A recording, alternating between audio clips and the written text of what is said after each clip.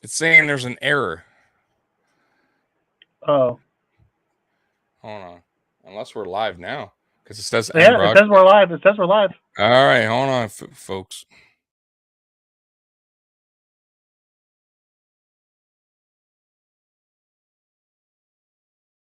Showtime! Woo! Woo! Woo! Woo! Woo! Woo! Woo! Woo! Silent and profiling.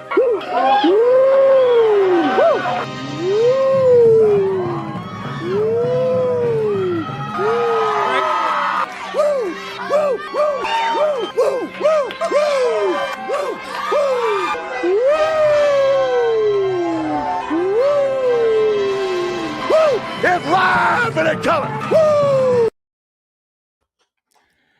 Welcome to the Mafia Sports Report on the Buffalo FAMbase Network. I'm your host, Tommy, to the highest degree, to the TOP from the 313. And by my side is my main man, my toucan Sam, the one they call the Apex Man, Mr. Mikey. What's going on, brother? What's going on, Bubba? Yeah. We got a little technical difficulties to start, but you know, we got this right back. We did. Yeah, it was weird, man. It said error, not live. I said, all right, but it said end broadcast. I'm like, I'm not ending nothing. So so we're here. And I'm sorry about that, guys. Let's say what's up to the chat real quick. What's going on, Chewy? I appreciate you for hopping on as usual.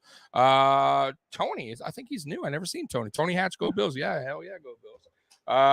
Who else am I missing? And myself, go Bills. Yeah, you're up in the comments so far. I am. I'm in the comments. So. It's still early. More people come in. Yep. So, hey, we got some Buffalo news I want to start with right away. And one interesting one that just me and you were talking about before the show started, Doug Whaley getting a interview for GM for the Pittsburgh Steelers. And this is his second interview. Wow. What's your thoughts about Doug Whaley potentially being a GM in the NFL again? I will tell you, it caught me by surprise when I saw that this morning. Not just that it's his second, but I didn't realize that he had his first interview. It doesn't surprise me for the fact that it's the Steelers, because before he was the Bills GM, he was with the Steelers for a really long time, and he worked for Kevin Colbert. So it doesn't surprise me, but, you know, at the same time, you know, he's been out of the league for a while. So to come back and already have a GM interviews, good for him. I don't know what Chewy's talking about. Delay? Is there a delay? What's going on? I don't know, brother. Well, there's always a delay in the chat, so if that's what you mean. But are we? No, I thought you froze for a second. Oh no, am I still frozen, guys? No, you're good. You're good. Man, that's so weird, guys. Okay, well, I apologize, guys. Hopefully the rest goes good, but hey, man, with technology, it's the way it works. All right, so yeah, I am a little bit surprised that Doug Whaley is getting the opportunity again. He did a poor job in Buffalo, in my opinion. Some people think he didn't do that bad. I think he made a lot of terrible decisions, and a lot of decisions that Brandon Beane had to clean up. And then he went to the XFL, I believe, and didn't work out there. So yeah, I mean, who knows? And what's going on here, Chewy? No, I didn't. No, hell no, bro. Come on, bro. You should know better, Chewy. Man. But yeah, I am surprised. But hey, good for him. I mean, I'm not going to hate on anyone that's trying to look for work. And good luck if you get hired there. Yeah, no, it's one of those things. Yeah. I don't think that that he'll get the job. You know, if they just hired him, out of the blue, that'd be weird. But you know, hey, second interview though. You know, I mean, get his name back out there. Yeah. I know you had some news that I didn't jot down. If you want to, yeah, James Bradberry was released today from the New York Giants. He was the one that most of Bills Mafia wanted to bring in as that veteran corner. Now that we have drafted Elam and have Jackson. Look at Chewy's right ahead of you. Do you think bringing in Bradberry would stunt the growth of our two young corners? No. We need a veteran in here. And I've been saying that, and I think we will bring one in. I was wanting Joe Hayden. I kind of prefer him a little bit over him. But I wouldn't mind either guy. I wouldn't hate the move, just depending on what the contract is. But I would assume it's probably a cheap 1-year deal, regardless of whoever they bring in. But no, I don't think it will, mess the rookies up in any way. I think if anything, it'll help them, with their growth at that position. Even if we don't wind up, let's say even if they don't, the corner's just in the room, right? He's not even on the 53. Let's just say hypothetically some games are not dressed up. That's okay. Like it's good to have him in the camp. It's good, to pick their brain, man. And sometimes that's good, man. Right now we have a lot of young guys, and how often is Trey White going to be out in the field, like with these guys early on, right? Yeah. He's going to be working out his own, getting rehab, but that doesn't mean he's going to be out there with these guys. So I would love a veteran guy to come in during camp at least, right, and see what happens. But yeah, that's the news on that. And then I do got a question for you because I was just seeing this earlier. Cole Beasley is still unsigned. One of the best slots in the game. I know he's getting older, but why do you think he hasn't got any attention from any NFL team or gone in for any kind of interviews or? Well, we don't know that he hasn't been in contact. We were not hearing his name, I haven't heard rumors out there. Really. You're right. No, you're right. There hasn't been much that's gone out about him. I don't know. He asked for his release here, so it wasn't like the Bills cut him. Right. He needs his, so it's not like the Bills actually cut him. So it's one of those things of, maybe the issues he had last year, with the COVID stuff and being outspoken bothered teams. Maybe he's just, teams aren't offering what he thinks he deserves, and he's waiting till it's closer to camp to sign. Yeah. I mean, it's possible. I think he will get signed. He's too good. He's still very good at his job at slot to not get signed. Unless, God, I mean, do you really think that the Twitter stuff has something to do with it? I mean, I don't think so. No, you don't think teams will look at that? I don't think so. Okay. I'm just curious. I had to throw that out there because, people were talking, you know what I mean? Yeah. So, it didn't bother. It could be a money thing. It could be a money thing. Okay. It could be a money thing. It could be a team thing as well. He wants to go to a contender. He is older. He doesn't want to go to, some of these other teams, and he's just waiting for an opportunity. He might be one of those, he's willing to even come in for less money, but the opportunity isn't there yet for the teams that he's looking at. Yeah. And, maybe a camp injury happens, and that's when he signs. He's still very productive, and even with all of the COVID issues that the fans have problems with, the locker room didn't. They were fine. No, they didn't. Yeah, so it wasn't fine. like he was a distraction by any means, and the team loves him. Yeah, all and the players still made loved big him. plays. He still was there when it counted. When Josh needed him. So yeah, it's just weird. But maybe it's a little bit like you said. He doesn't want to go on a bad team, like the Jaguars or something. You know what I mean? Or a dysfunctional team. Maybe a team that gives him the best chance, but we'll see. Well, moving on, Mikey. Did I miss anything in chat so far? Before I move on? No, looks like we're good. Okay, cool. So the biggest news of the day, the Monday Night Football game was announced. A little sneak, a sneak at the schedule. Titans versus Buffalo Bills, second week Monday Night Football. Your thoughts on that game, Mikey? Well, it puts a damper on my hopes for Thursday Night Football.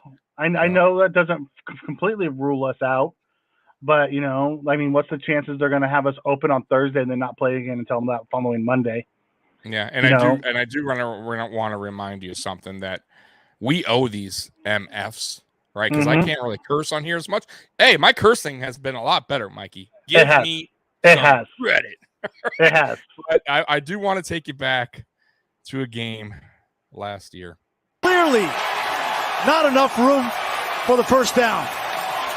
Again, I love the decision from Sean McDermott. You trust your... And I love the decision. I did. I was up. I did too. What about you? I never did ask you that. What was your thoughts on that? Did you like the decision for going? I loved the decision. Okay. You know, let's just give, Yeah, me too. Simmons credit. He beat Josh Allen to the point, and he made the play. Yeah. It doesn't help that Josh slipped on the play. Yeah, it didn't go down. Well, and then earlier, the first down, like he was just short. Like, do you think that would have been a different? Real quick, I know we're getting a little off, but do you think if you picked that first down up, the one where he dove, it was just like a half a yard short? If we picked up that first down, do you think the outcome would have been different? Oh yeah, I think we win. Okay. I'm just curious what you like. Even if we picked up this first down, I think we win. Yeah, like they couldn't stop. 100%. They couldn't stop him. He was just going up and down the field on him at that time. Yeah. Let's see, Chewy, taking away the moments that make up a dull day. Yeah, man. Yeah. But yeah, so go ahead, continue, man. On this. I'm totally on board with you on that. I really do think that it was one of those things of if we pick up the first down there, Josh puts the ball in the end zone and we win. Yeah. I wasn't, fully convinced that he didn't get the first down on the dive. Like they gave us crappy views of that. They did. It was instant. Like that's it. You didn't get it. It was instant. Yeah, it was like they came out with a chain game. I don't remember if they did, but they didn't give us very good views of that. With his on a national TV game with all the cameras, they don't have better views to give us. I think he was short, though. I'll be honest with He you. may have been short. Looking at it, I think it's his knee. Before, Well, you have to remember he went up and over the top of. No, I know. Initially, yeah. It was sloppy. That was a sloppy. The whole thing was sloppy, to be honest. Yeah. He was in shotgun, then to under the center. He should have just went under the center right away, and went right away instead of playing this whole shotgun. They were ready, and we just I don't know what happened there. Mm-hmm. It happens though, guys. Football. But anyways, go ahead with this. So this is kind of a revenge game in a way, right? This is a revenge game against the Titans on a much better defense, in my opinion, that we have now, going against a Travis Henry-led Titans team. So what's your thoughts about this game compared to last year's game? Like, how do you see this game going? Do you see the same thing? Travis? It's completely different team. Oh, it's a completely different team now. Sorry, guys. I said Travis Henry, by the way. Yeah. Derrick Henry.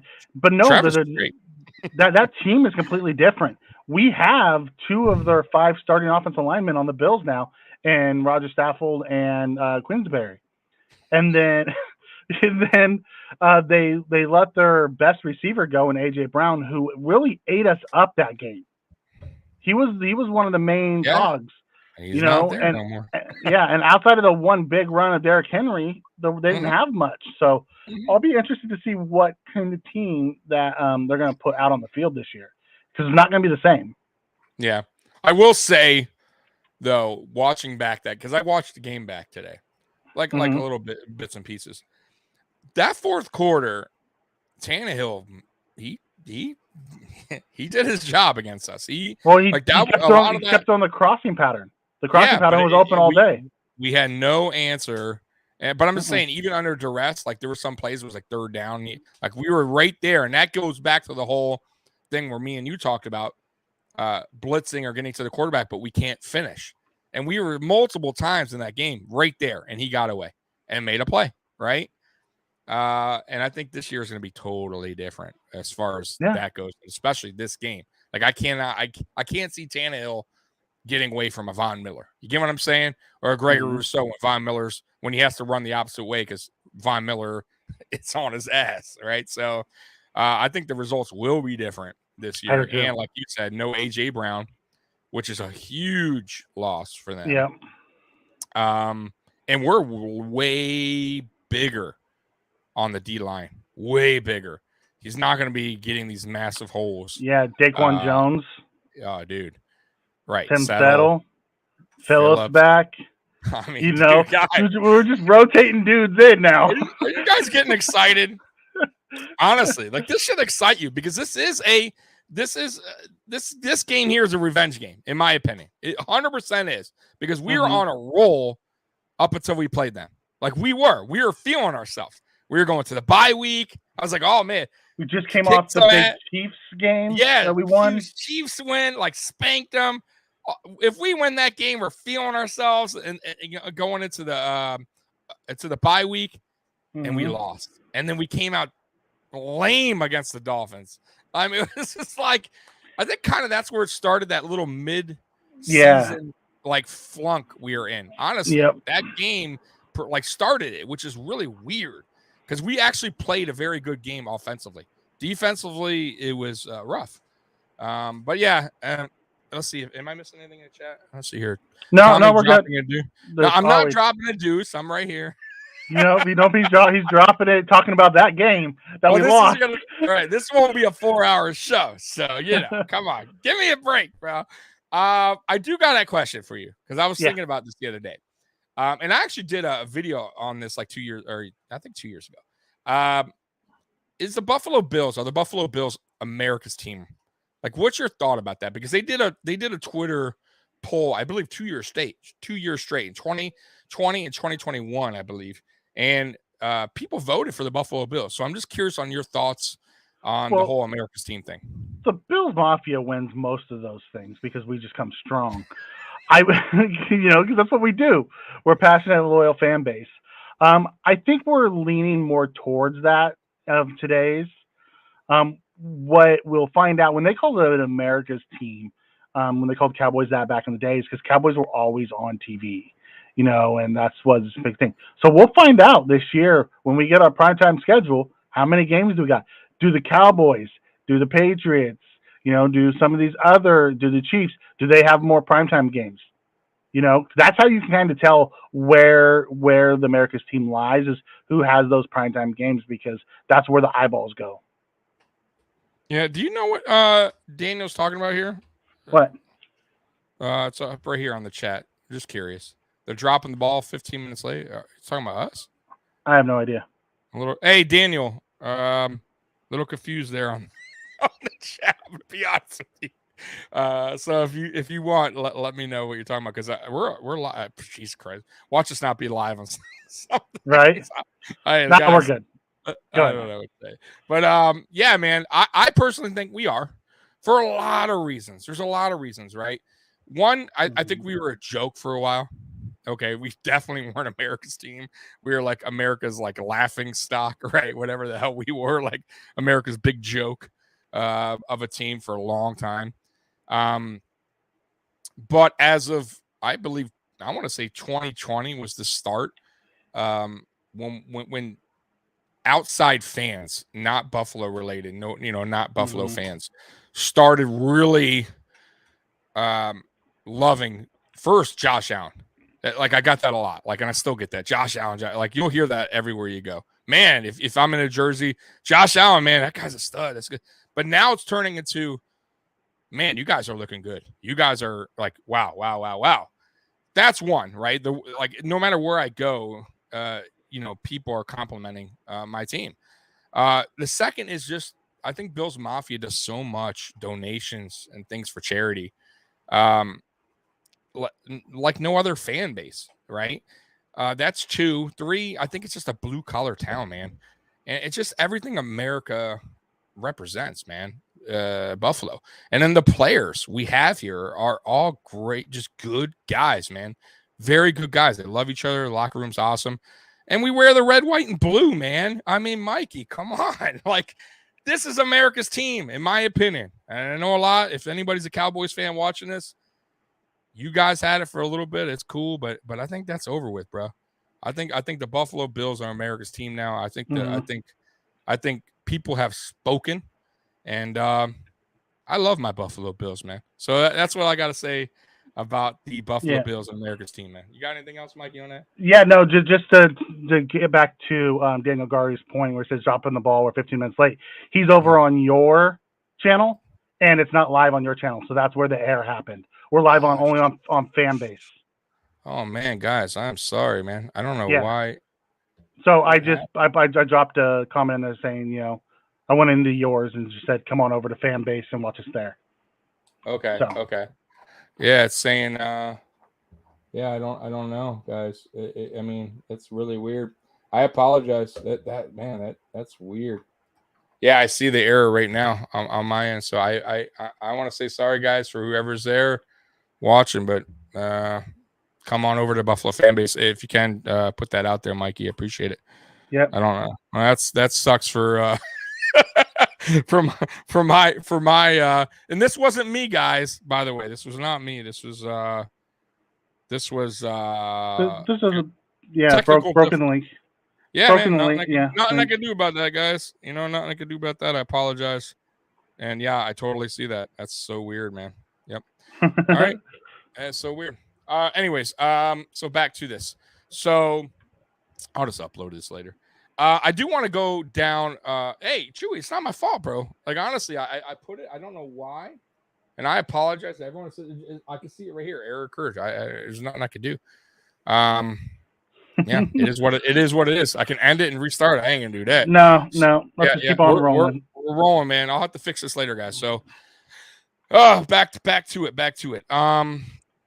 I do want to take a trip down memory lane for y'all, and man, I feel so bad for people that were waiting in my on my YouTube and not seeing nothing. That's really threw me off, guys. I don't know why. I apologize. Let's see here.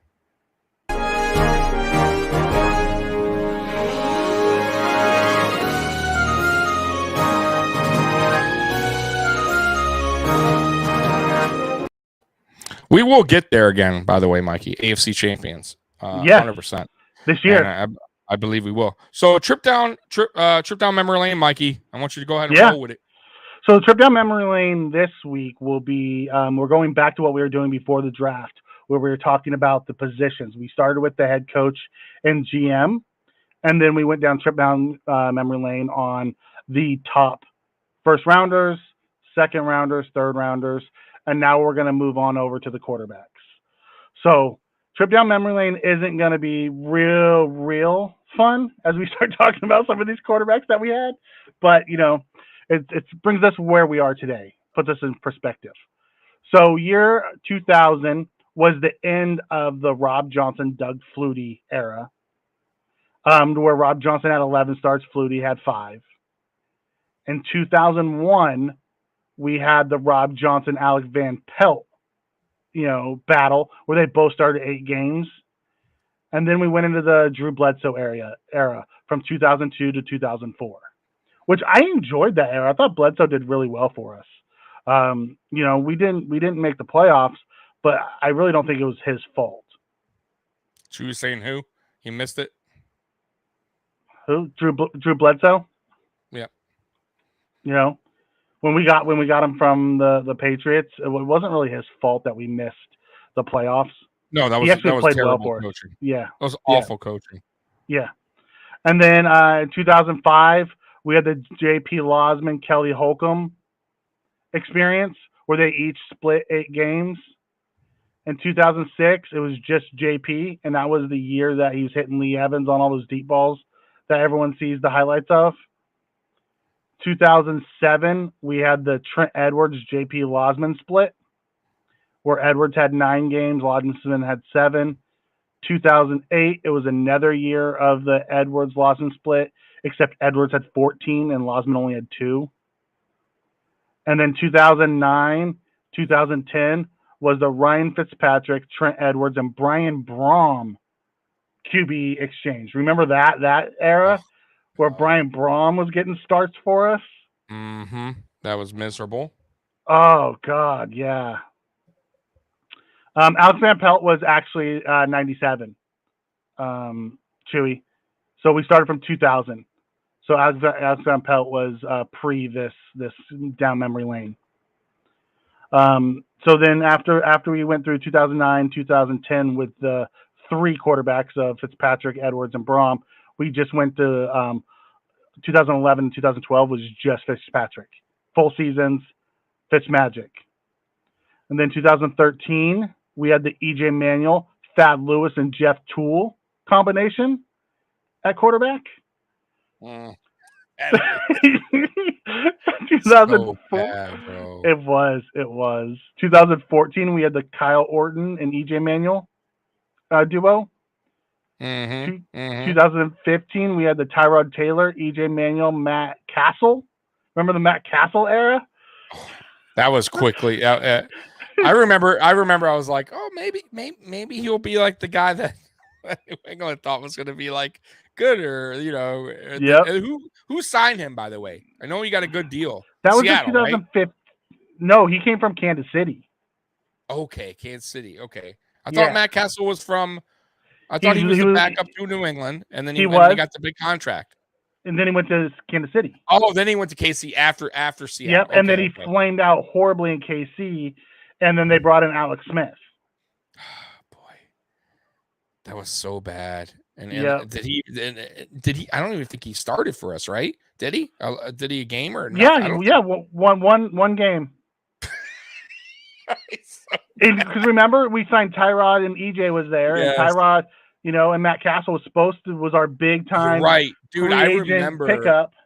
Yes, I remember when we signed Tyrod. I just remember him in college. I don't remember his NFL career because he didn't really have one. But I remember wanted him. I remember in camp, I was like excited because I remember like watching, like they would have like they would show snippets of camp, and I'm like, man, this guy looks legit. He can run. He had a good arm at the time, a pretty big arm. I'm like, bro, he's looking so much better than Castle, and I think we had Peterman, right? Yeah, no, EJ. EJ at that time, right? The first year. I'm like, man, I remember I was like, gotta give it to Tyrod. Yeah, and we did. Yeah. Tyrod started 13 the first year. EJ started 2, and Castle started 1. But that was the year that he came from Baltimore, and Rex Ryan knew him from his days in Baltimore and wanted him. Correct. And then in 2016, it was the Tyrod and EJ only. We let Castle go. 2017 was Tyrod and Peterman. Yep. Gotta love some MVP. Preseason MVP Peterman. Then 2018 was the last year we had split starters. And that was Allen, Peterman, Anderson, and Barkley. Since 2019, Allen has started every game for us. That was a disaster, that 28. Like, that start. That was the only, I think, flaw. Not even a flaw, but I think that was and Brandon Beans admitted that, by the way, guys. It's not me just talking shit. I think that was his one flaw when he got here, was not thinking that outright or getting the right guys in here to start at quarterback. Yep. Like really doing their, due diligence or whatever you could say. And they were forced to play Allen, who I think they never were planning on playing Allen. And Allen had to learn very quick about the NFL and how bad it is when you're playing with a bad team. No receiver. Like, he had to take his bumps early, guys. Yeah. But go ahead, Mikey. Yeah, no, it was, and that's it. Because once after that 2018 season, it's been Josh Allen starting every game for us since the last 3 years. It was a rough go. What I did find though in my research here, all of the who has the most games played at quarterback for Buffalo of all time? The most games played in Buffalo. Yeah, most games played at quarterback in Buffalo of all time. It's not Jim Kelly. I'm going to say it's like some old school 60s Joe Ferguson. Right. Joe Ferguson. 73 to 84. 164. And then Jim Kelly at 160. Jack Kemp at 88. And then Josh Allen. Josh Allen's already the 4th most games played at quarterback for us. And he's already the 3rd most, yards. Win total? Oh, yards? No, 3rd most yards. Okay. Yeah. Oh man, it's a disaster. Jim Kelly We've had some bad quarterbacks here, guys. He's already in the 3rd most yards. Yep. Right. That's wild, bro. That is wild. I'm sorry for any like old school fans that are in here that like, hey, Ferguson, should have known that. Like, I'm sorry. Yeah. I wasn't even out of the womb yet. So yeah. So Josh Allen in the 4 years has completed 62.3%. Which is actually the best. Is the only person that's better than him is Tyrod Taylor at this point at 62.6. But he has 14,114 yards, 103 touchdowns to 46 picks. Let's see, Daniel. They screwed up the quarterback situation. Yeah, exactly. Peterman. Well, initially I think it was initially supposed to be McCarron. Initially. That's what they were tanked in training camp. So imagine Josh. Yeah, I think Josh Allen is probably going to be the third string. He was. All in all, reality. Yeah, exactly. So the fact that Adrian McCarron was so bad that they traded him for. Oh, by the way, I know we're moving on, but I watched the highlight of the Ravens game that we played that year, the 2018, and oh my God, bro, Peterman was so bad, bro. Yeah, he was. He was. I mean, I was like, what is he doing? I forgot how bad he was, Mikey. Like, it was you. I dare you to watch. I don't want to watch much of that 2018 season at all. Dude. I did go back and watch a little bit of the 2019 season just to see kind of where Josh is from then to now. Yeah. You know, Josh has developed a lot, like ball placement and things like that. But man, the guys around him, you know, just wow, night and day, this roster. Oh well, that too, but his improvement to me, I would say, is just the game slowed down for him. Yep. Because I think it was real. I think he had a lot of happy feet early on, and I think Josh just got smarter, man. Yeah. Football wise, like he you know, like his development, like mentally, like for the game, because it's always was there physically. I kept telling everybody, like physically, Josh Allen's a freak.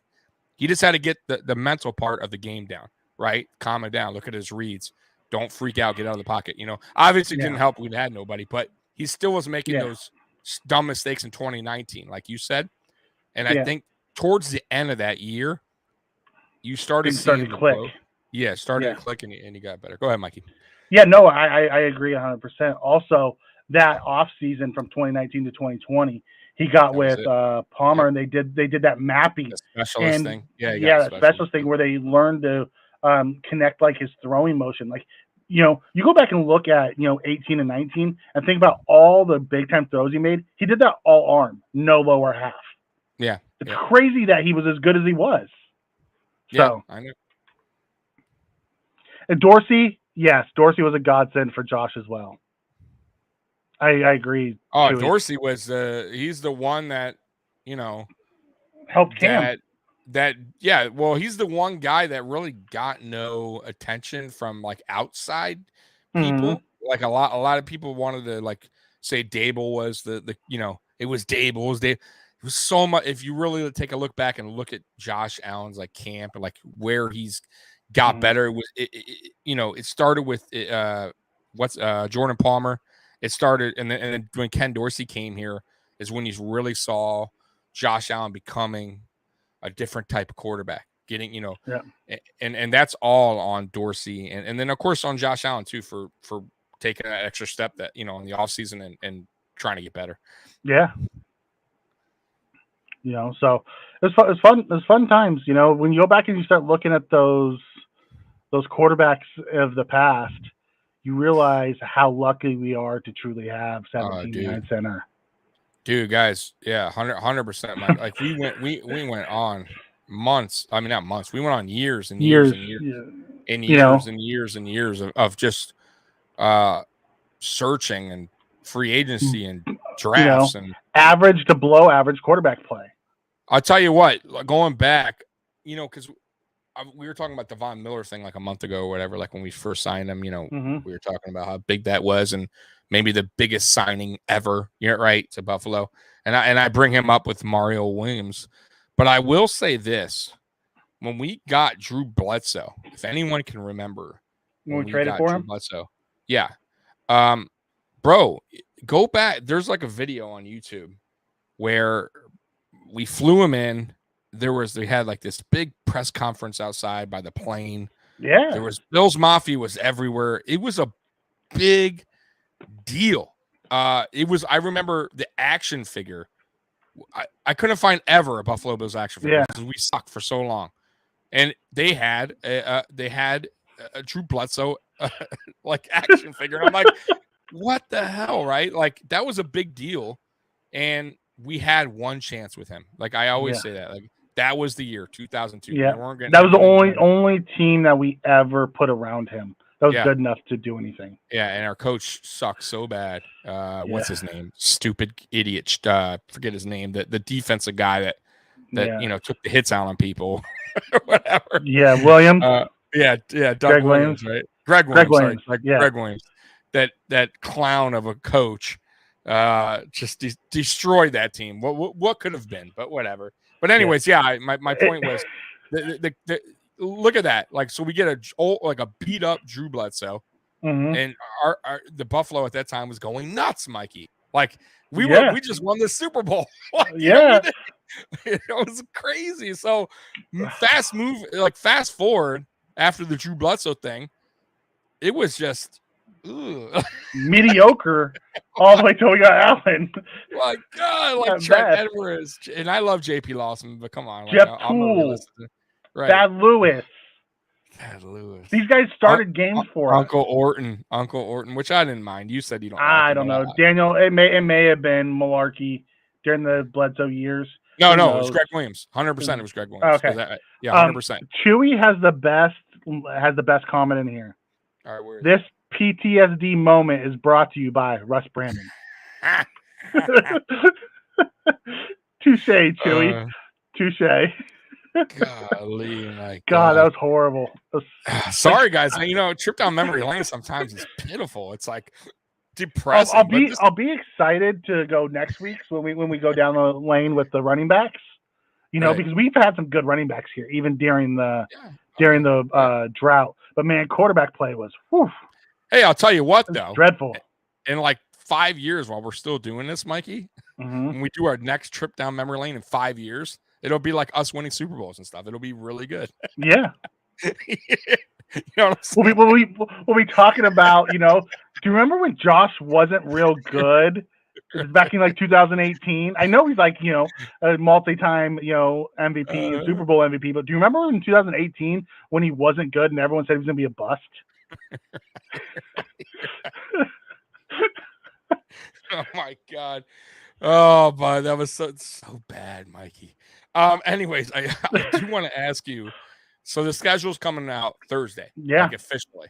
So obviously there were some games leaked. Obviously, we just talked about the Titans, Buffalo Bills. What games? Because we're going to get a lot of them. Primetime games. What primetime games do you think? Do you want to see for Buffalo? Like, do you want like NFL to schedule as primetime games? Okay, I'll go through them. I pulled up the opponents. You pulled up the schedule? I pulled up the opponents. So I still would love to see the Rams, us open at the Rams. I don't think it's going to happen with us having the Monday night game in week 2. So without the Rams there, I think there's a chance that we're going to see the Packers on primetime. We're going to see Baltimore in primetime, Cincinnati in primetime, Kansas City in primetime, and probably some form of either the Patriots or the Dolphins in primetime.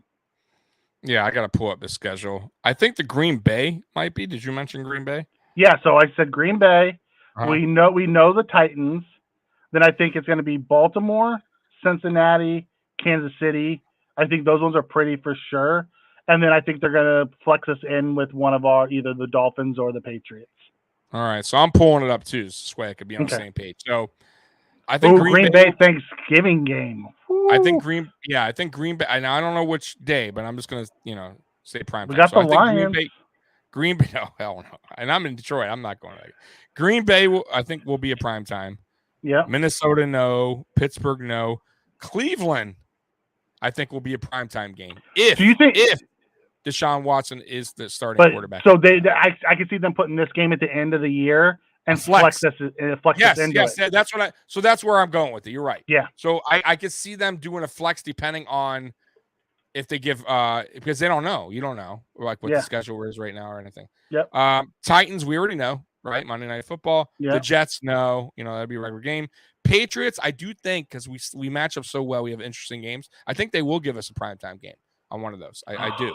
I think the Dolphins potentially will be a primetime game because they've improved a lot with the receiving core. And it's the AFC East game. Baltimore, I don't think so. The Bengals, I could see because they went to the Super Bowl. The Burrow Allen conversation. 100%. Chicago, no. Lions, no. Kansas City for sure. They have to.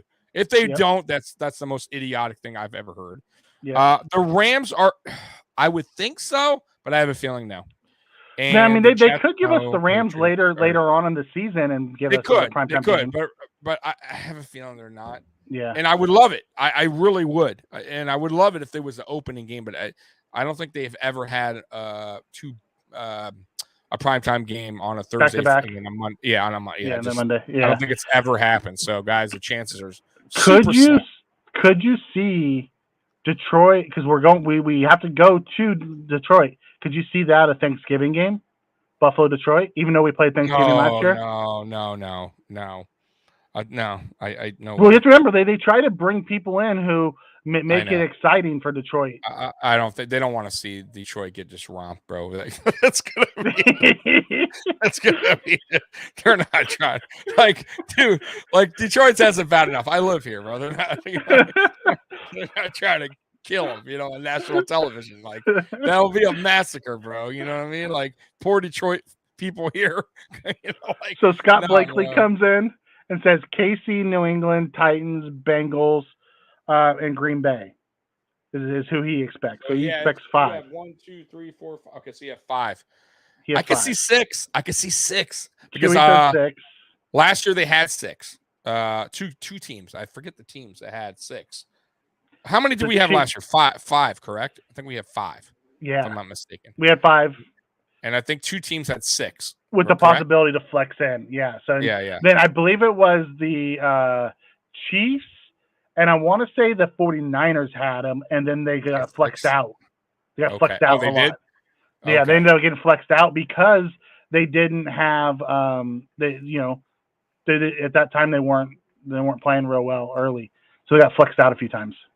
Okay. Huh. That's interesting, man. That is I think they're going to give us 6 because listen,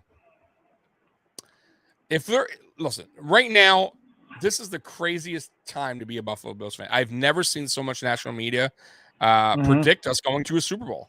It's wild. Like, it's crazy. So, and then you got Las Vegas has the odds as Buffalo Bills going to the Super Bowl, winning the Super Bowl. So, right now, bro, we have an exciting team. We added Von Miller. Like, listen, if you're trying to watch good football, and there's a lot of good AFC teams this year, I mean, these teams loaded up, right? Those are great matchups to see on Sunday, Monday Night Football, Thursday night. So NFL, it's about money, right? It's about what makes sense, right? Like, I think they definitely will schedule us. I'm going to guess right now. I'm going to say 6, Mikey, right away. I think we're going to get 5 with the possibility of 2 flexes. Okay. Wow, 2. Okay. Hey, you never know. I'm going to say 6 with the possibility of a flex down. I think they give us 5, and then they have the possibility to flex 2 because I think they're going to give a lot to that AFC West. Yeah, like that West is just dominant. Cowboys are going to get theirs. The Packers are going to get theirs. The Chiefs are going to as part of the West are going to get theirs, and you're going to have those random ones that are just like, what? Why do you have these 2 teams on? Yeah. So, at the end of the day, it'll be fun. I think 5 with the possibility of 2 flexes, up to 7. So I do want to ask you because we're time's almost cutting out. The NFL released the top selling jerseys. Josh Allen right now is number 3. So what does that say? Like, really about Josh Allen and his from going from he will never be that guy to the 3rd best-selling jersey and a Super Bowl favorite MVP already on Vegas. Like, what does that say about his growth already and really a short time span? You saw him become a superstar after that game, that playoff game and the loss. He became a big-time superstar. He was always, he put himself on the map in 2020. 2021, he became a true superstar because they took him down for Media Row during Super Bowl week, and he did all the interviews and everything, and he went out and did the PGA stuff, and now he's going to be on the mats with Patrick Mahomes and Tom Brady. Yeah, like when's the last time? Right, come on, guys, like they're putting those guys on like a golf tournament thing. Yeah. We would never in our, like, honestly, in back in the day, you would not, unless it was maybe Jim Kelly back in the early 90s, expect any Buffalo Bills player to be like involved in like that kind of thing. It's crazy to me, Mikey. Yeah, I mean, if you think about it, it's the top 4 quarterbacks. It's Brady and Rodgers as the old guys versus Mahomes and Allen, who are the young guys. I mean, they went through all of those debates at the end of the year. Was Burrow better than Allen, or was this person better than Allen? It was Burrow. It was the quarterback in Chargers. Yeah. Yeah. Can't think of his name. Coming in, he says he needs an insurance commercial. I think he's going to get his. I just think they're waiting on like a Super Bowl, like for him to start getting like that big time. I wonder if he wants it. He may. I mean, he seems outgoing. I'll be honest with you. It's not like he's shy.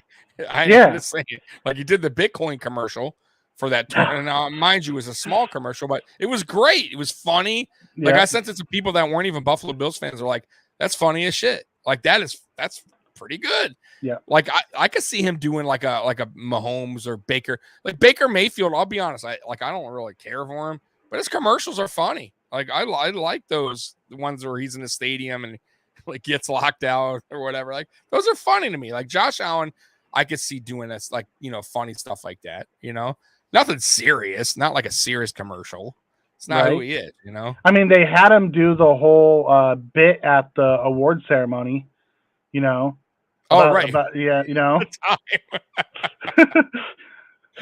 So, I mean, he's got the comedic chop. Speaking of the time thing, Mikey, I don't know if we ever touched base on that.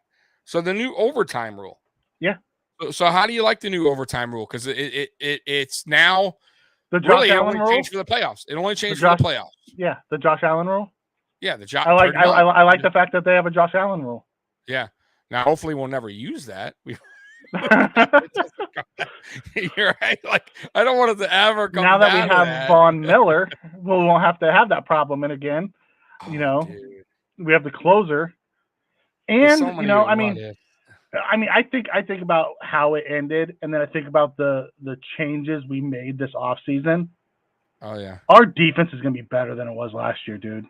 And it's scary. 100%. Well, speaking of changes, I guess we'll get down that rabbit hole real quick because we have time, Mikey, by the way. Mm-hmm. Yeah. So speaking of that, it's kind of funny how like it all worked out. So I kind of feel like 2020, when we played the Chiefs in the championship game, we got spanked. Let's be real. Yep.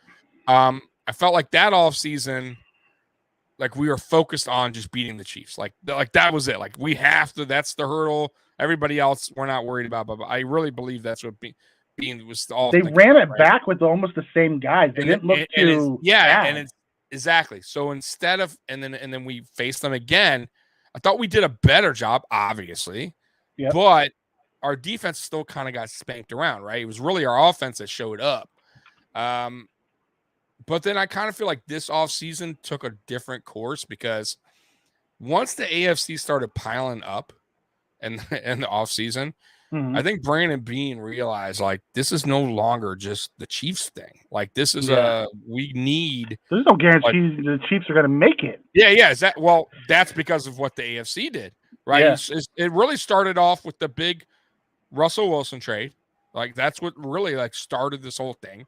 And then teams like the Raiders and all the other teams just started adding and adding the Chargers, like pieces and pieces and pieces. And I think Brandon Beane, come on, he's a smart man. He looked back and said, if I just go through the draft here, it's going to be a tough season. It's going to be we have a tough schedule. It's going to be a tough season.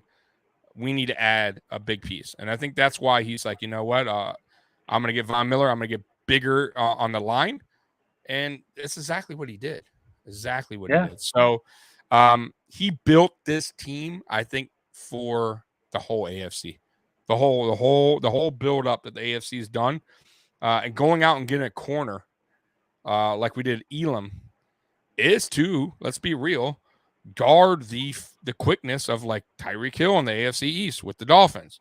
Is to guard the guy Adams and the Raiders, right? Like there's some top-notch receivers, guys, And I don't think he trusted like Dane Jackson and Cam Lewis to hold down the fort while Trey's, working his way back. So our defense, yes, I truly believe it's going to be nasty. We have now depth and weight on that line. We have quickness on the edge now. And I'll miss Jerry Hughes, by the way. For anyone that hated Jerry Hughes, you shouldn't, because he was a very good player. He may still come back. You don't know. Yeah. I know the Texans are having interest in him. They are. Yeah, they are. But either way, even if he doesn't or whatever he decides to do, I'll always respect guys that stayed in Buffalo for a long time, paid their dues, didn't bitch, was a team player. And there are certain guys on this team that done that. And there's certain guys, Mikey, that are still on this team that are team guys. Like I said, like the Singletaries of the world that don't get the credit, get the hate. I don't know why, but do their job, right? They're a team guy. The Edmonds. Yeah, there's a lot of guys. Like, honestly, the whole team, there is no me guy on this team. The Bobby Harts. Yeah. He's a great guy. Yeah, real great guy. Team guy. I'm talking about guys that contribute, right? Not to the snack bar, right? Like, Oh, God, man. Let's see if I'm missing any chats here, guys. Okay. Chewy, what do you guys think about Bradbury being released? Okay, go ahead, Mikey, because I know you touched on it earlier, but go ahead. Yeah, we talked about it a little bit earlier. They probably missed it because my damn YouTube. Yeah. Honestly, I truly believe he would be a fit here. I question if he would stunt Elam and Jackson's growth, because if we bring Bradbury in, it's not to be a backup. And when Trey comes, like, he may start at the beginning of the year and one of those two take the other ones. But once Trey comes back, are we going to sit our rookie? And also, is he going to be willing to play for peanuts? Because let's be honest, we don't got a lot of money. 100%. So he would have to want to come here just to catch on to try to get a Super Bowl. And I believe he's still looking for a big payday. He's looking for 10 plus. So mind you, we haven't even paid our rookies yet. Yeah. Just saying. So there's Mikey's. I would like to have him. Yeah. I would love to have him, but I don't see how he fits what we're trying to do right now. And it's also about dollars and cents, right? Yeah. Like Mikey said too. It's about, like, can we afford him? Is he willing to play for 1 year? Because honestly, any veteran we've picked up, like in the past in corner, was like always a 1 year deal. They're all 1 year deals. So, like, and and honestly, these guys didn't do anything. They come in. Think about it. What's the one guy that came? Well, I mean, we grabbed a lot of over the hill guys. We got Norman, and then the guy that quit. Vontae Davis. Hey man, I'm out, man. Yep, Vontae Davis. So it comes down to I don't see where he fits in the scheme, because unless they think that Elam needs time to grow, is the only way I see them bringing him in. What year was that when when he quit at halftime? Was that 2018? 19? Was it 19? I think it was 19. Somebody, because I know Lorenzo. I know Alexander was still on the team. Remember, because Zoe was pissed. Everybody else wasn't that angry, but I remember Lorenzo, because he's old school. Yeah, he was he was heated, bro. And I was like, you know what? To be honest with you, I didn't care. Like, I wasn't that mad about it as a Bills fan, because I was like, this guy hasn't done anything anyways. He's been hurt all offseason. He finally got back. He looked so slow out there. That's why he quit. He realized it's a young man's game. I can't do it anymore. It was 2018. By the way, it was 2018. You see? So can you blame him? That was an awful team. We were also getting smashed at halftime when he left. Because then Josh came in the next after, came in at halftime. Can you imagine that locker room at halftime? This dude's getting dressed up in his He's like, I'm out. People are probably like, whoa, what are you doing? Dude, that's the first time I think they said that ever happened. Like, at a halftime. That's amazing, bro. But that was like stuff like that. Yeah. That's what happened. That's Buffalo Bills. Like, we were like the laughing joke. That was the joke. We were the joke forever. Like, that just added to, like, the misery of what was going on in Buffalo at the time. However, people didn't realize we had this gem in place of Josh Allen, who was going to grow. He missed it. He missed the Josh Allen era. Because Josh hadn't played a snap yet. He left at halftime, and then Josh came in. He but really did. Have you listened to the take that when Bean and Pat McAfee are talking about that? Like, that is one of the best things I've ever heard when Bean goes over it with Pat McAfee. Because McAfee knew him from his time with the Colts. Okay. Like, they knew each other. Oh, that's right. That's when it was a good time. He was playing really good there. Yeah. Yeah. So, oh man, if you ever get a chance to go back and on YouTube, watch that clip. That was the first one that he did, right? The first interview. The first he did with McAfee back then. Oh God, it was hilarious. And McAfee does the Vontae voice. Yeah. Hey, Mike. Hey, Mike. I'm out, Mike. But it's weird because his brother doesn't talk like that. Who was a hell of a tight end, by the way. Vernon. Vontae, right? Vernon Davis. I get him confused. Vontae Vernon. But yeah, Vernon Davis was pretty solid through his career, man. He was a hell of a tight end. He's a fantastic 49er. I watched him a lot, being local. Oh, that's true. Singletary got on his ass, so you know that's funny is I've seen that clip played 100 times. Can't play with them. Don't want. And you know what all that comes from is Vernon Davis got ejected for hitting someone on the helmet, tapping him up, and the refs threw him out. Oh, like a petty. Yeah, it was a stupid petty one. He walked by, they were John. He tapped him on the head, hit him on the head on the way back, and said, "Good hit" or something like that, and they tossed him. Oh, and then the wrong way.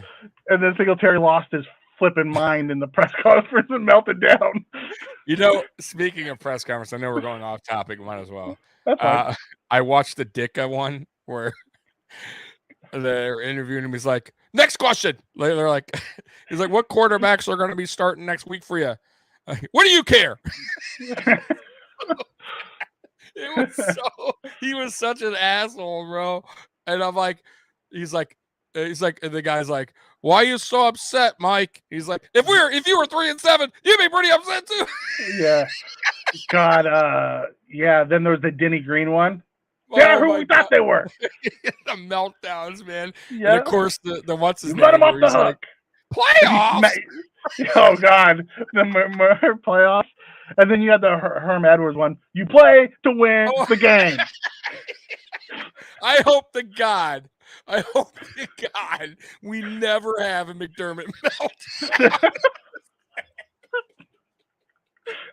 Oh my God.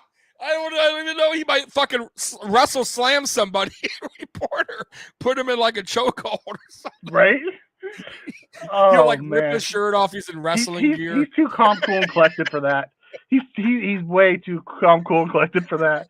But man, oh God, there's some epic meltdowns of those. Oh my God! Like when you get into college, then you have like the Mike Leaks. Oh, and dude. Oh man, the one guy that says, "I'm 40." I'm 40. Come at me. Yeah, come at me. Yeah, the Texas Tech. Yeah, like what? Leak. Yeah. Oh God. Yes. Oh my God. With some epic meltdowns.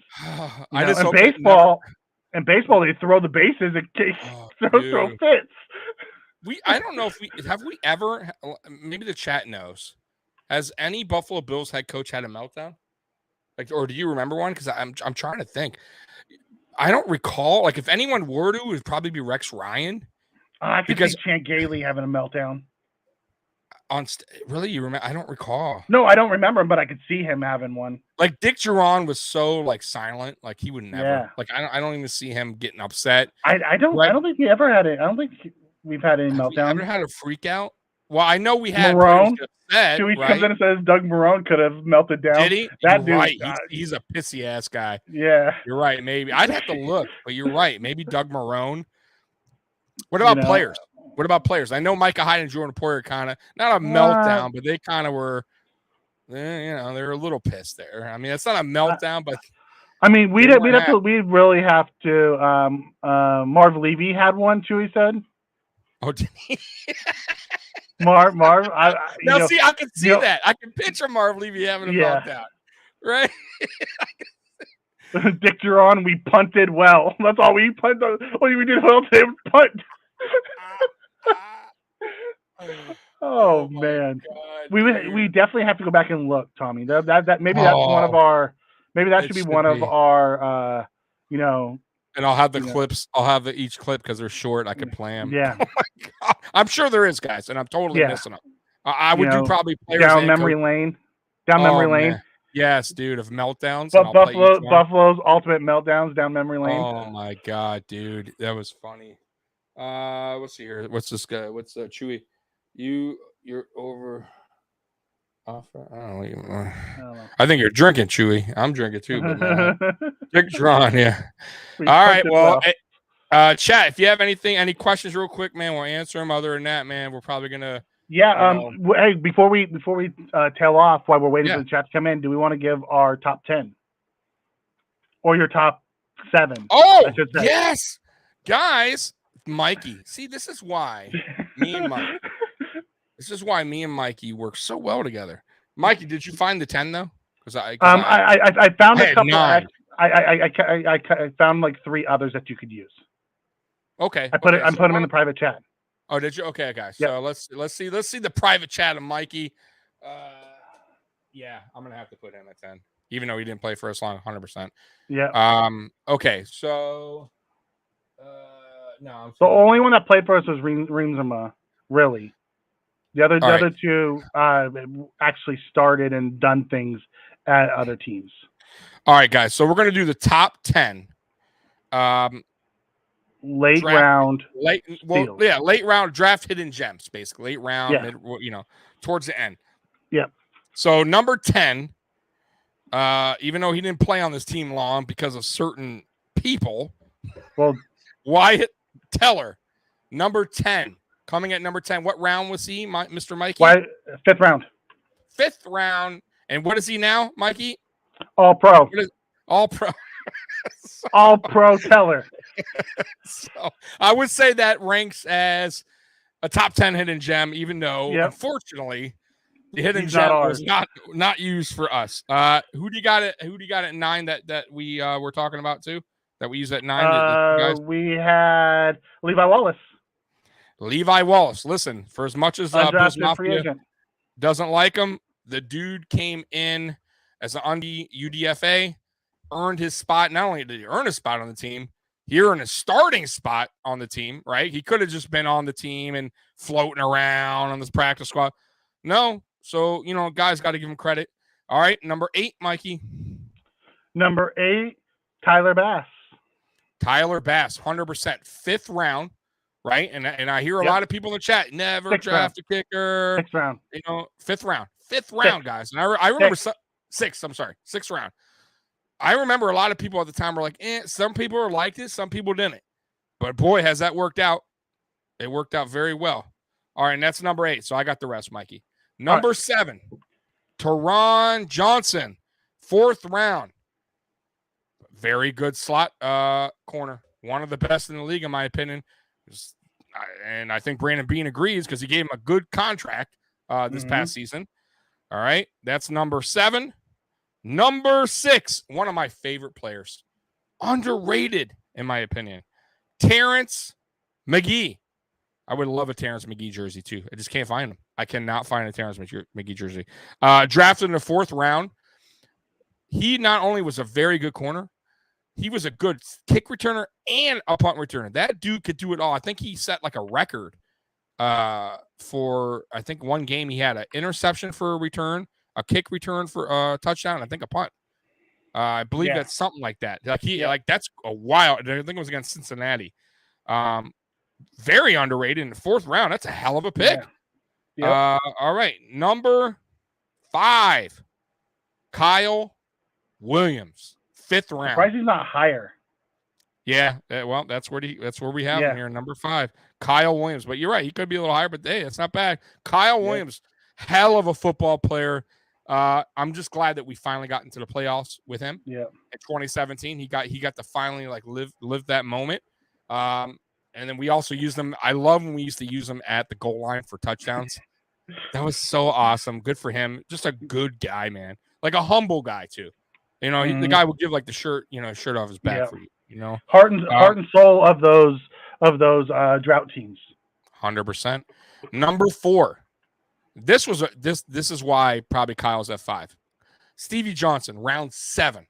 And I remember when we drafted him, he had long hair at the time. Out of Kentucky. Coming out of Kentucky. I remember going, who the hell is Stevie Johnson? I love the name because like Stevie Johnson, that's a cool name. Saw his highlights, Kentucky, and I thought, man, this guy looks pretty good. And I remember he had a rough rookie year. I don't think he did much. And then he finally got his chance, I believe, this following year. Mm-hmm. And man, I think he had 3 1,000-yard seasons in a row. I think that still stands as a record for Buffalo receivers. Yeah, no Buffalo receiver had 3 in a row. Well, Diggs is going to catch him this year. But as of now, I'm just saying, Stevie Johnson, that was a 7th round, guys. That's a hell of a pick. That's a hit. That's a big time hit. That's a huge hit. Matt Milano, number 3, 5th round. Guys, he's a stud linebacker who got paid, probably underpaid. He's underpaid. And he lived up to his contract plus, right? And some. Great linebacker. And to Mikey's point earlier last week when we were talking about Terrell Bernard, hey, you never know. Just saying. Even though Bernard's a 3rd round, this guy's a 5th, I'm just saying, like, you never know on a certain player what they can do later on in their career. So he's coming in at number 3. All right. Number 2 is Jabari Greer out of Tennessee. Oh, such a good underrated guy. I love Jabari Greer. Mm-hmm. Dude was solid, man. Very solid. Came to work, did his job. And it just, man, imagine. Undrafted, UDFA. Earned a spot, was a hell of a fucking freaking player. Hey guys, getting late. Okay, also before you hit number 1, I want to get in there. Daniel Gary says Kyle Williams over Milano. Tommy found an article that outlined this. This isn't our ranking. Right. This was a ranking based off of an article that we read. We added the 3 because there was only 7. So we added the 3 that 10, 9, and 8. Yep. But so number 1. I guess it, Mikey. Matter of fact, Reid? Chat, can you guess Andre it? Reid? No. He was a 4th rounder. But he's not on this list. Anybody in the chat? I'm gonna wait. I'm gonna pause real quick. Let's see. Now, mind you, I didn't write this, but I agree he should definitely be on here. And yeah, you know what? He is number 1. Because he's probably going to go to the Hall of Fame. Who is he? Jason Peters. Oh, yeah. Jason Peters was undrafted. Because he was a tight end. Tight end. Who I remember converted to offensive line and was a stud. And we wound up trading him to Philadelphia, I believe, later on in his career. A few seasons in, just a few. Like we converted him to right tackle, then we flipped him to left, and then a few seasons in, he got in a disagreement with our front office and asked out, and went to Philly. Yeah, and put together a Hall of Fame career. Yeah, and I mean, and Andre Reid, by the way, is 4th round. That he should probably be on the list. Maybe we take somebody else, but no, I mean. Jason Peters, undrafted, probably a Hall of Famer, in my opinion. Oh, Daniel Gary's with the knowledge. Jason Peters was a UDFA tight end from Arkansas. Wow. Okay. I did not know he was. I knew. And I knew he was a tight end. I didn't realize he was from Arkansas. Yeah. Wow. And I will throw some. Not that they're drafted players, but I will throw in like a couple that I remember that were guys that came in here that weren't supposed to be good or barely make. Remember George Wilson? Oh yeah. Funny story. Receiver to safety. Yes. So real quick story before we log off. Yeah. I'm in Michigan, guys. I live in Detroit, and I came actually down on a vacation before I moved here when I was young, real young. I was probably, I don't know, whenever he was on the team. And it was a bachelor party for my cousin. And my cousin comes up to me. He's like, "Hey, bro, there's a guy leaving the Lions, George Wilson. He's here, man. I told him you're a Buffalo Bills fan. He's actually just got signed by the Bills." So George comes over, and bro, I never heard of this guy in my life because he was a nobody in Detroit. Nobody. He was a receiver. They cut him, and he's like, "Yeah, man." And we were talking about, guess what player? Josh Reid. because I was like, I love Josh Reid, right? I used to love what he did for the team. And I'm like, man, Josh Reid. He's like, oh, yeah. Ultimate slot guy. Yeah, and he's like, yeah, I'm gonna go there, man. And hopefully I get, get on the practice squad as a receiver. Like, he had no idea. Like he's gonna wind up being a safety and a good safety. I mean, he wasn't great, but he was very good. Yep. And that was just a funny story. Like, I met a player that mind you, didn't even know he was gonna wind up being a pretty damn good player. He was on that team. Another late round guy, honorable mention guy, Reimsima, tight end. Oh, dude, he was a 7th round pick. I like Reimsima. Yeah, he was a 7th rounder. You know what's funny in tight ends, Mikey? Since Dawson Knox, can you name we haven't had the greatest tight ends come through town, huh? Like Charles Clay was okay, had a lot of undersized. We went and got a lot of the U guys, but they never really hit. There was that one, I can't remember his name, but he ended up getting paralyzed. He had the talent. I watched that game. So did I. And I remember he was super talented and had a chance. Yes, I forget his name. I walked forget his again, name too. Yeah. He walked again. Yeah, because that was the first time they used those sticks. There's the Bills medical staff being ahead of the game back then too. Yes. He came out during a game, I believe. Damn, I wish I remember his name. Chad, if you remember his name, but he was on a special teams. I think we were returning it. And it was just a freak play, man. Kevin Everett. Thank you, Kevin Everett, out of the U, Miami Hurricanes. Yep. But, super talented. Had a chance to be something big in the NFL, and just unfortunately. I mean, same with Aaron Williams. I mean, Aaron Williams just had and then Landry with the cheap shot. So, but yeah, man, that was a good But tight ends, we haven't had much, man. This is the first time we actually, I'll be honest with you, first time we really started to address the tight end position when we got really stuck with Dawson Knox, and then we got OJ Howard, right? I think now we're starting to learn that these guys are very important, and we're going to need them. And I think you're going to see a lot of 2 tight end sets. We have a lot playing, bro. Mikey, this season is going to be exciting, bro. It really is. We were talking about this earlier before we got on. I don't even know. There's so many weapons, Mikey. I don't know if you really understand. No, I get it. Look back and look at the squad. I don't even know who's getting what anymore. Like who's getting the rock at this point. There's so many crazy weapons. Defenses are going to be they don't. Josh is going to have his pick. Oh my God, dude. Josh is going to have his pick. Because think about it. In the receiver, we run 5 deep now, and that's not including Stevenson or Kumaro. That's just, we're running 5 deep in the receivers. We're running, anywhere from 2 to 4 deep in the running back, depending on how you want to look at guys. But with Singletary and Cook and Duke Johnson as a receiving threat with Moss, if Moss can bounce back from his injury-riddled seasons and show something, live up to any of that promise, and then you look in that tight end room, you got 2 stud tight ends, studs, man.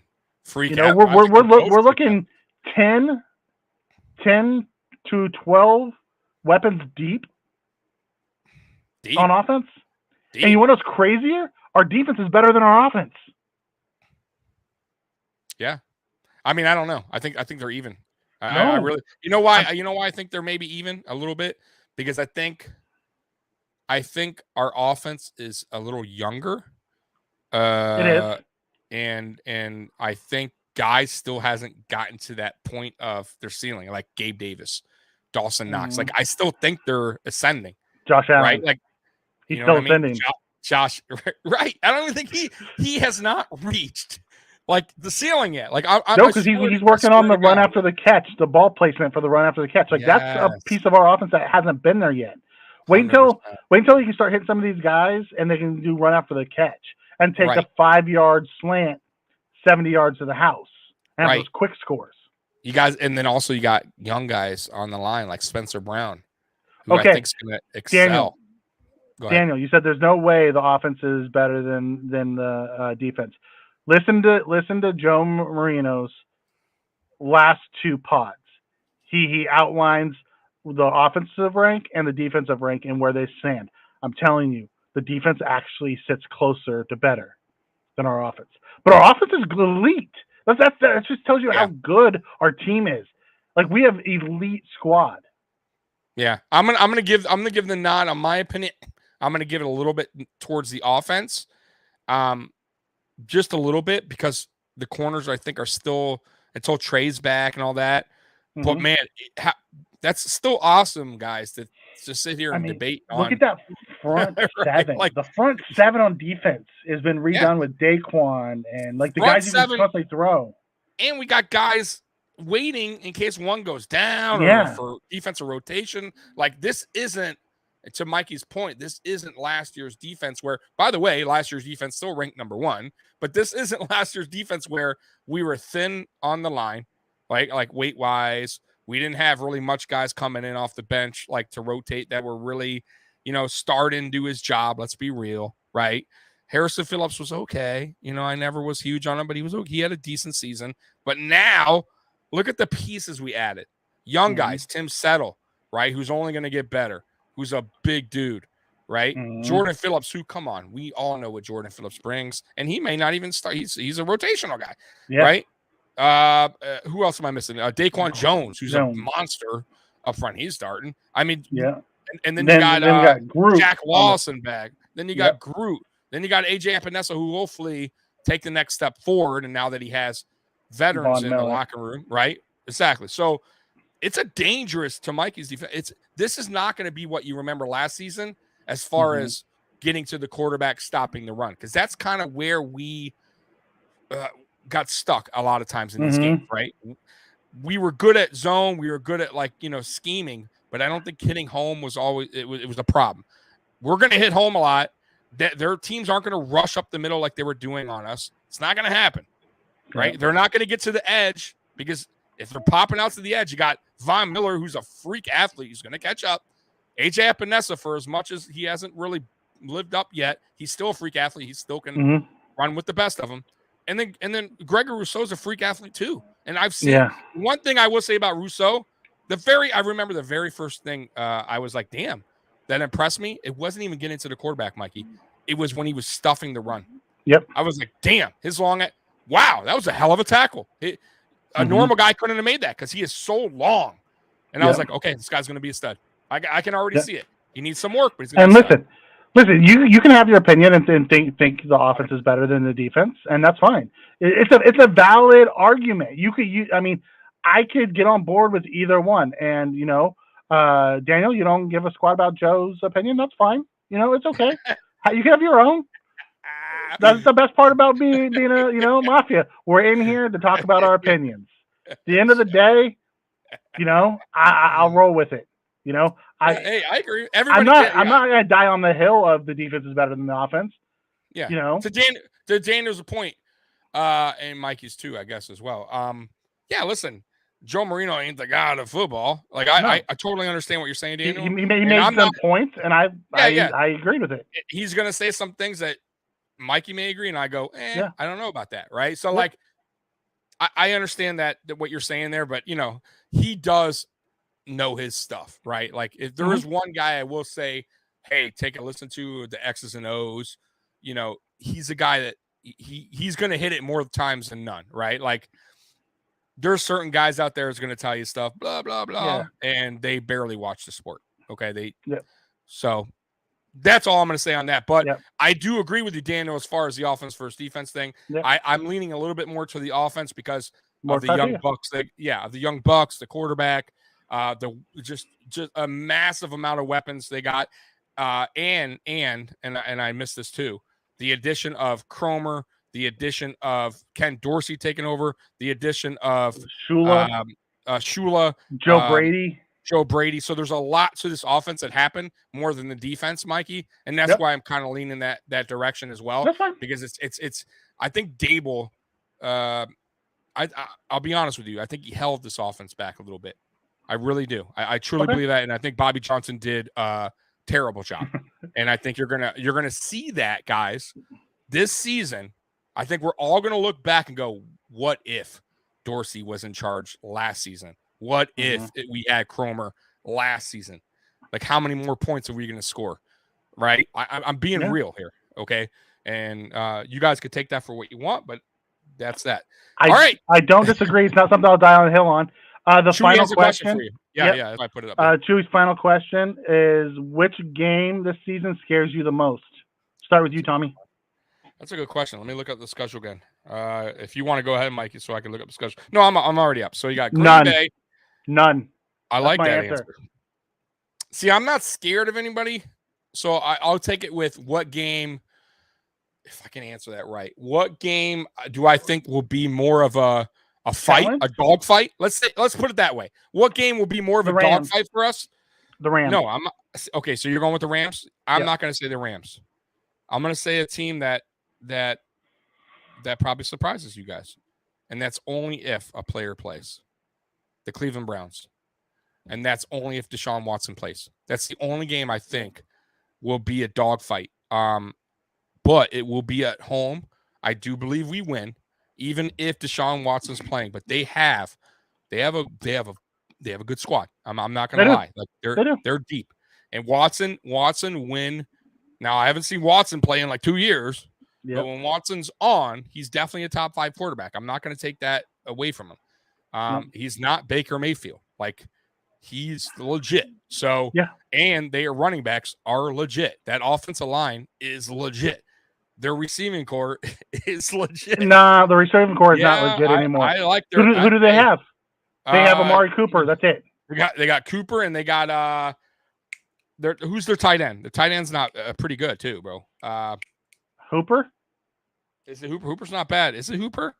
I thought they had another receiver that they got recently. Njoku is still there. Yes. But Njoku's like the third tight end now. Okay. I still think they're a deep team. I still think they're a deep squad. And their defense, too, isn't bad either. Their defense is okay. Yeah. I'm talking about a dogfight, though. I see us winning, but I see, like, out of all these matches, because, look, Green Bay did not help Aaron Rodgers at all. Once again, even though I don't like the guy, he's a good quarterback, and they're just, I don't know what the hell they're doing over there. And Tennessee doesn't, Ryan Tannehill, he's a top 15 quarterback. He's 15th. Like, he just doesn't, and they don't worry me, especially with the defense we got now. Dolphins, Tua, come on. I just don't believe in him. Baltimore, if anything, they lost players. I don't see them beating us. All they got is their tight end, Mark Andrews. Cincinnati's an interesting matchup, though I still think we beat them. I think the experience of our defense will get to their quarterback and fluster him, kind of like he got flustered in the Super Bowl versus the Rams. I think we'll do the same thing. And then the Chiefs, they lost Tyreek Hill. I don't think they're going to be the same. I just don't. And the Rams, listen, they lost Von Miller. I know they're good, but Matt Stafford, it's not like he totally dominated in the Super Bowl either. It's more on their defense. Defense did their job, so they don't really worry. And for the Rams, it's number 99. They lost Robert Woods. Yeah, but they got Allen Robinson. I get it, but Robert Woods is damn good, bro. Bobby Trees is fantastic, but I'm saying 99 is the difference maker. That's the only one 100%. I could see. If I had to, again, back to my original. I'm not scared of any of these teams, but if I had to pick a team that we were going to be in a dogfight with the most, I'm picking the Rams because of 99. He finds a way, man. He always does. Yeah, no, he's in, and when they do that top 100, which, by the way, when that's going to be really neat when they're starting to do that again, Mikey, because we're going to be doing our feedback on that. I am very curious where Josh Allen lands, because I think Stephon Diggs 10 last year. I know he had 10 and Diggs had 9, but I think Diggs might get out of that top 10 because he had. Diggs wasn't. I thought Diggs was like 14. No. Diggs was 10 and Allen was 9. Remember, they were back to back. They're both in the top 10. Right back to back. It was back to back. Yeah. But this year, where do you see Allen? Just curious, bro. Do you see top 5? I see him top 5. But top 3, you're doing this right now? No, I would put him top 3. I don't know if the rest of the league would put him top 3. Now remember, it's voted by the players. Yeah, I see him top 5. I see him top 5. Okay. I have a feeling Mahomes is still going to be there. I have a feeling Donald's going to be right around there. I have a feeling. Let's do a prediction real quick, just on Allen. Where do you see him Okay. landing? And I'll tell you, and then we're gonna get off here. I see him 5. I think that's where he'll be voted. I think Okay. I think he'll end up at number 5. I personally think he should be number 2. But you see him at 5. You predicting? I'm predicting that that's where he'll land, is at 5. I think he goes at 2. Really? Yeah, I do. I think if this is a fair. So honest who ends at 1? Aaron Donald. I still think Aaron Donald around the league. So you think they're gonna put him above Tom Brady and Patrick Mahomes? Well, Tom Brady, yeah. I think Tom Brady, people still sleep on. I don't know why, even though I hate him.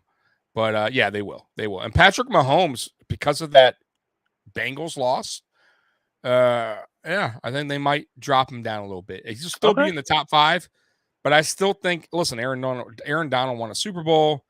Yeah, he's still dominating. He was number 1 before. Who was number 1 last year? Was it Donald?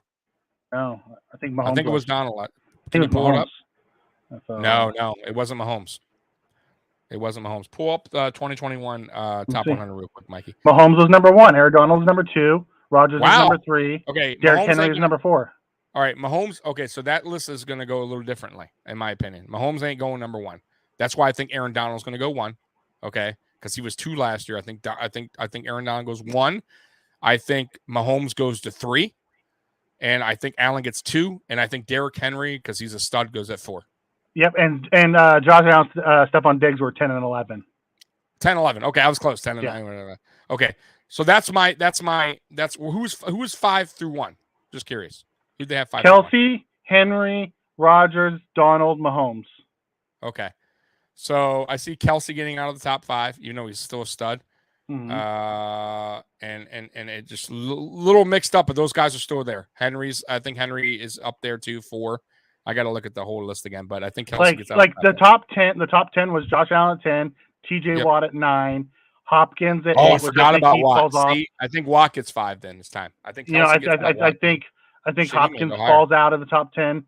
Then Brady at 7, Devontae Adams at 6, Kelsey at 5, Henry at 4, Rodgers at 3, Donald 2, Mahomes 1. Yeah. So I think a lot of those players are right, but I think it's going to be a little mixed up in that top 10. You know what I mean? Mm-hmm. I think Diggs was 11 last year, right? So I think Diggs stays around that 15 to a range, right? Maybe 15. I think he drops a couple notches, but I definitely think Allen gets number 2, man. I really do. I think the players around the league now has taken notice. They took notice last year, Mikey. Think about it. He went from 7 to 10. To 10. There's no way that he's not going at least top 5, like you said, but I have a feeling he's going to. But anyways, guys, man, wow, we went on an hour and 30 minutes, and we had nothing to say. At 45 minutes, I was running out of time. So, hey, guys, once again, I want to tell everyone thank you for joining us. Daniel, Chewy, and for the ones that missed us because the stupid app thing didn't work, I apologize. I do. But anyways, Mikey, I appreciate you as well. Yeah. We will be on. Oh, by the way, guys, Friday, I have a new show on my channel. If the damn channel works, AFC on the Mafia Sports Report. It's going to be called the AFC Overtime with me and Curtis from Ace Per Head. It's going to be a fun show. It starts at 9 p.m. Eastern Time. And then that's it. And then me and Mikey right back here on Monday at 9 o'clock Eastern Time, man. So thanks again, guys. Once again, Bills Mafia number 1, and go Bills. Peace. Go Bills. Yep, and I'm going to make sure to play the best ending to any show. Ever. And look at it go. He could go all the way. Touchdown, touchdown, touchdown. The Bills make me want to shout. Kick your heels up and shout. Throw your hands up and shout. Throw your head back and shout. Come on now, the Bills are making it happen now. Stand up now, come on and shout. Yeah, yeah, yeah, yeah. Hey, hey, hey, hey. Let's go, Buffalo. Let's go, Buffalo. Let's go, Buffalo. Let's go, Buffalo. Go. The Bills make me want to shout. Later, guys.